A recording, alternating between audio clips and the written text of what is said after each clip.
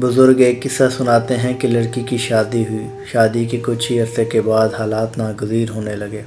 گھر میں غربت نے ڈیرے ڈال دیے، بات فاقوں پر آ گئی، حتیٰ کہ اسے ایک ایسے گھر میں رہنا پڑ گیا جس کی چار دیواری کی جگہ چادریں ٹانگنا پڑ گئیں۔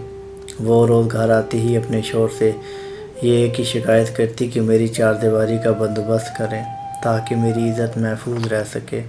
شوہر حالات سے مجبور اسے روز تسلی دے دیتا، لیکن خدا کی کرنی کہ حادثاتی طور پر ایک دن شوہر کی موت واقع ہو گئی۔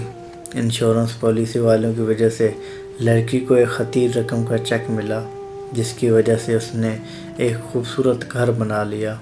کچھ ہی عرصے کے بعد محلے کے اوباش لڑکوں نے اس لڑکی کی عزت پہ ڈاکہ ڈالا۔